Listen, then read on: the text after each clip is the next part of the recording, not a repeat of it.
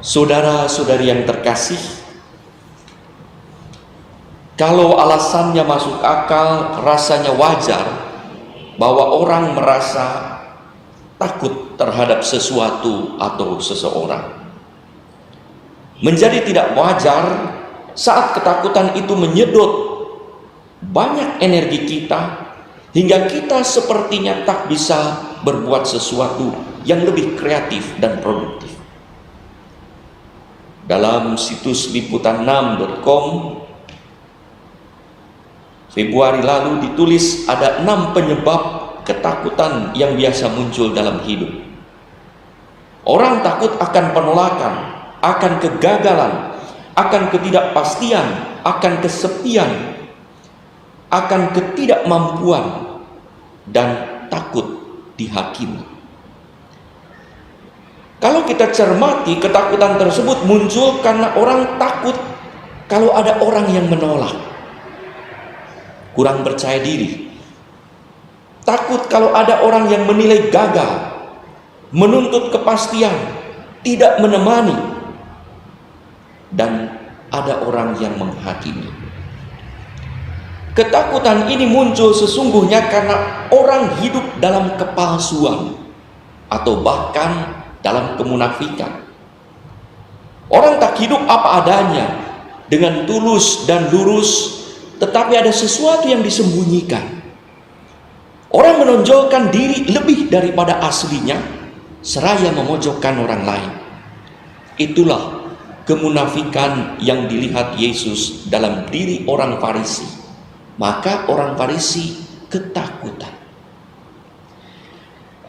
Saudara-saudari yang terkasih, Yesus mengingatkan para murid untuk hidup asli sesuai jati diri dan berhati-hati yang terhadap bahaya kemunafikan kaum Farisi yang menyembunyikan kelemahan dan kesalahannya serta menyelipkan niat buruk dan jahatnya dengan cara menghakimi sesama secara legal dan brutal agar mereka sendiri tampak saleh seolah tak pernah salah. Kemunafikan ini membuat hidup mandul, tak produktif, tak kreatif, karena dihantui ketakutan. Jangan-jangan pada suatu hari ketahuan aslinya. Jangan sampai terbongkar bejatnya. Kemunafikan ini sebetulnya menjadi akar dari berbagai ketakutan. Orang yang hidup tulus dan lurus seperti Yesus tak akan takut pada siapapun. Yesus sang guru menghendaki para muridnya tidak takut pada siapapun, tetapi takut hanya pada Dia yang dapat membunuh tubuh dan melemparkan mereka ke dalam neraka. Dengan ajakan ini, Yesus meminta mereka untuk hidup asli sesuai jati diri, jujur, apa adanya, dengan rendah hati, mengakui kelemahan dan kesalahan, serta dengan penuh syukur mempersembahkan kepada Allah kelebihan dan kekudusannya. Orang yang takut pada Allah akan taat padanya. Orang yang taat akan percaya penuh pada Allah sebagai Bapa yang murah hati dan penuh belas kasih, yang menjamin dan melindungi hidup mereka lebih daripada siapapun, lebih daripada apapun, lebih daripada burung pipit. Burung pipit saja dipelihara, rambut kepala kita pun diketahui, kita sendiri yang punya, tidak tahu berapa jumlahnya, berapa yang tumbuh, berapa yang rontok, Tuhan tahu. Orang yang percaya kepada Allah karena mengenal siapakah Allah yang diandalkannya. Kenal Allah, dekat dengan Allah. Untuk itulah orang yang dekat dengan Allah takut akan Allah. Tidak takut kepada siapapun.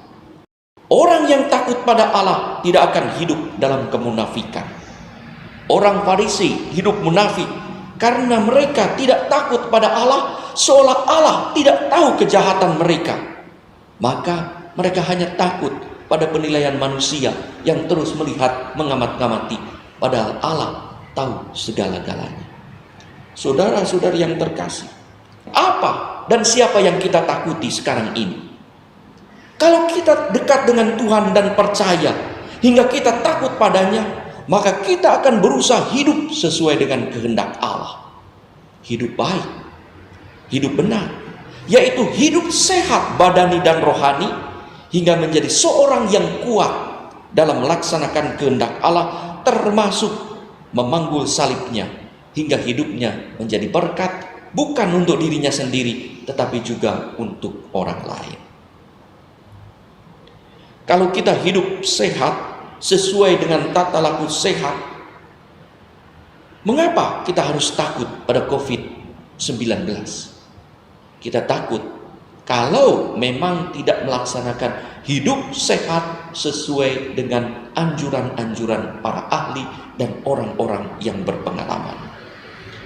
Kalau kita hidup dalam kepura-puraan sehat, maka kita takut. Jangan-jangan pada suatu hari kita kena. Kalau kita hidup kudus, mengapa kita takut pada penilaian orang lain? Kalau kita hidup baik dan benar, mengapa kita takut pada sesama? Kalau kita percaya pada Allah, mengapa kita tidak takut Allah? Kalau kita takut pada Allah, mengapa kita tak berusaha hidup sehat, kuat dan penuh berkat, serta tulus dan lurus sesuai dengan jati diri sebagai orang yang beriman pada Tuhan, sebagai pengikut Kristus.